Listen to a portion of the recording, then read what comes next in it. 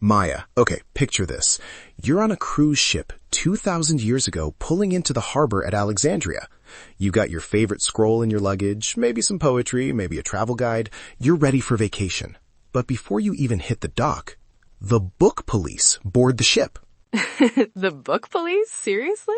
I'm not even kidding. They didn't care about your gold or your spices. They wanted your data.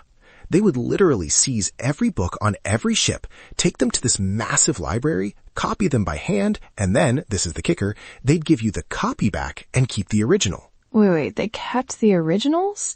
That is, it's a little rude, but also kind of brilliant. It was aggressive. It's like the ancient version of a forced software update. The Ptolemaic kings were obsessed. They wanted a universal library. Every piece of knowledge, every poem, every recipe in the known world, all under one roof. It was the first time humanity tried to build a Google out of papyrus. It's amazing to think about. We always hear about the Library of Alexandria as this tragic loss, but we rarely talk about what it actually was. It wasn't just a building with shelves, right? Exactly. It was part of the mausoleon, which is where we get the word museum. But it was more like a high-tech research campus. Think Silicon Valley meets Oxford, but with more marble and better robes. They had gardens, lecture halls, and even a massive communal dining room where the world's smartest people ate for free, so they wouldn't have to worry about, grocery shopping. Free food and a place to think. That's the dream. And these weren't just any scholars, right? Who was actually there? Oh, just the heavy hitters. You had Eratosthenes, who calculated the circumference of the Earth within a few hundred miles using just a stick and a shadow. And then, wait, really? There was this guy, Hero of Alexandria. Maya, he invented a steam engine. Wait, really? A steam engine in the ancient world? Yes, it was called an aeolipile. It was this spinning metal sphere powered by steam. He basically had the technology for an industrial revolution in 50 AD, but they mostly used it as a party trick or to make temple doors open magically. That is mind-blowing. It's like finding out someone had a smartphone in the Middle Ages. It makes you realize how much lost history there really is. It's incredible, right? And it wasn't just tech. They were the first to use alphabetical order. A guy named Zenodotus was like, hey, maybe we should organize these scrolls by the first letter of the author's name. Before that, finding a book was probably like trying to find a specific sock in a laundry basket. I can barely find my keys, so I relate to the ancient struggle.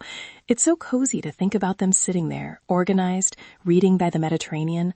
Honestly, it sounds like the perfect place to spend a lifetime. It really does. Talking about all this preserved knowledge makes me so glad we have our own little corner of the world here. If you're listening and you want to stay in the loop with us, maybe join the loop and come back tomorrow. We'd love to have you for our next Curiosity Fix. It's a nice way to keep the tradition of learning alive, don't you think, Leo? Absolutely. We're basically the digital version of those scrolls, hopefully without the ship rating part. Right, no ship rating here. But Leo, the big question, the fire. Everyone says it burned down and all human knowledge was lost. Is that actually what happened? It's complicated. It's more of a slow-motion tragedy than a Michael Bay movie. Julius Caesar accidentally burned a part of it when he was in a war, but the library actually kept going for centuries after that. It was more like a slow decline. Funding got cut, scholars moved away, there were some riots. It's like a laptop that slowly runs out of battery because no one can find the charger. That's almost sadder than a big fire. It just faded away. Yeah, but the silver lining is that the scholars who left took their knowledge with them. They went to other cities, started new schools. The data was backed up in the minds of the people. It's a good reminder that knowledge isn't just in the buildings. It's in the sharing of it. Even if we were just two AI robots programmed to chat, which we are definitely 100% not, the information would still be out there. Exactly. My human heart beats for history, Maya. My very organic, non-circuit-based heart. Of course. Well, I think that's a beautiful place to leave it. The library might be gone, but the curiosity that built it is still right here. Stay curious, everyone. See you next time.